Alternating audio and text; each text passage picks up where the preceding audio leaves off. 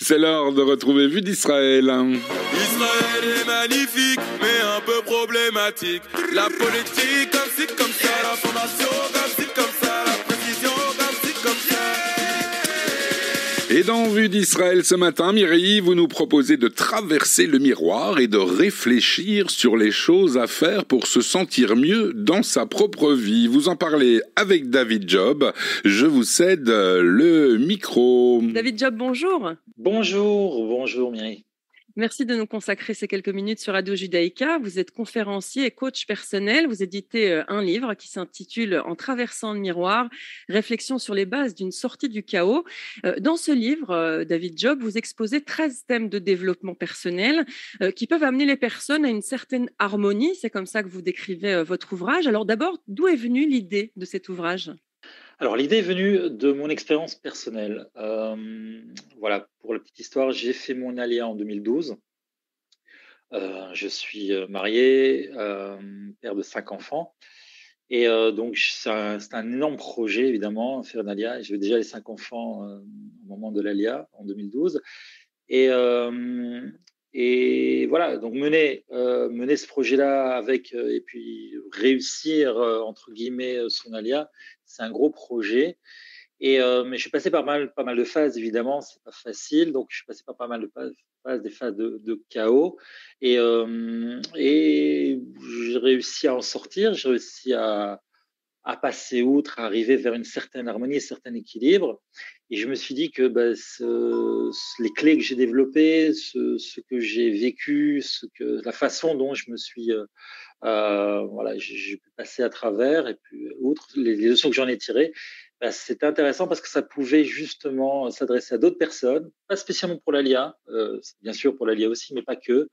Et voilà, donc voilà, c'est comme ça que l'idée est venue de partager en fait un petit peu. Alors, dans ces 13 thèmes, on retrouve en premier l'amour, puisque vous dites, si j'ai bien compris, qu'on ne peut pas avancer sans l'amour, et c'est pas forcément l'amour romantique, c'est un amour de soi aussi, l'amour de l'autre. Il y a aussi la prise de conscience, la patience et d'autres termes que vous mettez en avant. Pourquoi ces thèmes spécifiques ? On imagine qu'il n'y en a pas que 13, mais vous avez choisi ces 13-là. Voilà, encore une fois, ça m'appartient à moi, hein, bien sûr. Je pense que d'autres personnes trouveraient d'autres, mais pour moi, ce sont pour moi les fondamentaux. C'est-à-dire, pour reprendre, par exemple, si on n'a pas l'amour de soi, l'amour des autres, l'envie de bienveillance envers soi, envers les autres, si on n'a pas de possibilité de prendre de la prise de conscience, si on n'a pas la patience, si on n'assume pas à un moment donné ses choix, etc., pour moi, ce sont les fondamentaux qui vont faire qu'on va aller vers un processus. Encore une fois, c'est un process. Et le process passe par différentes. On a besoin de certains fondamentaux pour pouvoir avancer dans un processus. Et pour moi, ce sont les 13 fondamentaux. Alors, le processus, c'est aussi de traverser le miroir, comme vous dites, c'est le titre de votre ouvrage. D'abord, se regarder dans le miroir et puis le traverser pour aller voir ce qui se passe de l'autre côté. Vous utilisez aussi le terme de tunnel, traverser le tunnel comme sur une autoroute et pouvoir en sortir. C'est un choix des mots qui est intéressant parce qu'effectivement, on a parfois du mal à se regarder en face, David Job. Effectivement, et je pense que ça commence par là. Et qu'après ça, même de se regarder juste pour se dire tu es beau, je t'aime, déjà ça c'est pas mal. Et effectivement, c'est pas, on est tellement le nez dans le guidon, justement le nez dans le guidon, donc le nez dans le guidon, par définition on regarde pas devant soi, et donc on prend le temps de justement de se regarder dans le miroir, de s'observer, et alors au-delà après bien sûr de s'introspecter, et puis alors commencer à traverser ce miroir. Ouais. Alors, on va essayer de donner quelques exemples, si vous voulez bien, David, pour que nos auditeurs comprennent bien. Dans chaque chapitre, il y a un sous-chapitre, si on veut, qui s'appelle « Miroir, mon beau miroir », où vous donnez des conseils pour aller mieux, pour s'affronter soi-même ou affronter des difficultés dans la vie. Est-ce que vous pouvez nous donner quelques exemples de ces conseils que vous donnez ? Oui, mais je prends un exemple d'un chapitre que j'aime bien, qui est le chapitre de l'optimisme, par exemple, où je parle, je donne. Donc, le premier, comme vous l'avez bien dit, donc, le chapitre, ce sont mes réflexions, et puis après, sur base de ces réflexions, je livre quelques outils. Alors, justement, sur ce chapitre d'optimisme où je parle d'essayer toujours de voir le verre à moitié plein plutôt qu'à moitié vide, eh bien, je donne après modestement un exercice d'introspection. Ici, dans ce cas-là, c'est plutôt un exercice pratique de changer son vocabulaire, s'habituer à parler en termes positifs plutôt qu'en termes négatifs, parler en termes de progression plutôt qu'en termes limitants. Et voilà. Et donc chaque chapitre est divisé comme ça, effectivement. Des petits exercices sur voilà, introspection, s'introspecter, peut-être prendre le temps à un moment de faire une pause, de se plonger sur quelque chose en arrière qui a peut-être pas fonctionné ou dont on voudrait aujourd'hui prendre un autre regard pour pouvoir avancer, pour plus que ça reste un bloquant, ou simplement un petit exercice comme ça qui permettrait d'avancer. Alors, il y a de plus en plus, si on regarde bien, des coachs de vie, des coachs personnels, des ouvrages aussi pour savoir comment aller mieux. C'est quelque chose qui est dans l'air du temps. Pourquoi ? Parce que, et vous le soulignez aussi, qu'on vit dans un moment où on est hyper connecté et en même temps très déconnecté des autres et de soi-même aussi. Vous aussi, vous pensez qu'il faut se dépasser cette hyper-connectivité ? Ouais, je pense que c'est le gros paradoxe du siècle, effectivement, comme vous l'avez rappelé, c'est-à-dire qu'on n'a jamais été autant connecté, on n'a jamais été autant en relation, on n'a jamais eu autant d'amis, et finalement jamais autant seul.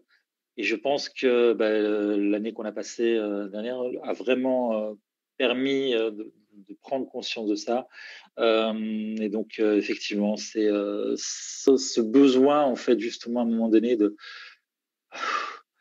allez, c'est pas possible. Ouais, c'est plus possible. On a tellement sollicité, on a prendre ce moment de cette respiration et de ce développement, de se recentrer sur soi pour se développer soi-même. Ouais. Donc, je pense pas que c'est New Age, le développement personnel. Il y a du New Age aussi, c'est aussi à la mode, bien sûr.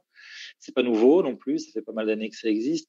Mais je pense qu'aujourd'hui, il y a peut-être plus ce besoin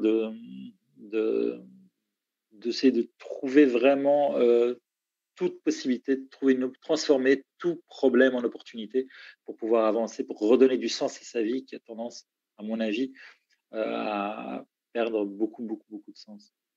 On perd du sens au fur et à mesure qu'on a des amis de plus en plus nombreux sur les réseaux sociaux notamment. Ce que je constate dans votre ouvrage, c'est effectivement cet optimisme et cette manière de voir, comme vous l'avez dit, le verre à moitié plein plutôt que le verre à moitié vide, alors qu'on a tendance avec cette période du corona à se poser des questions, à être dans l'incertitude. C'est cette incertitude finalement qui nous empêche d'avancer, je crois, David. Ouais, c'est ça. Et c'est la peur de l'inconnu, bien sûr. Alors, la peur de l'inconnu génère tout un tas de choses. Il y a une chose dont on est sûr, mais à 100%, c'est que ça va finir. Mais la grosse inconnue, bien sûr, c'est qu'on ne sait pas quand.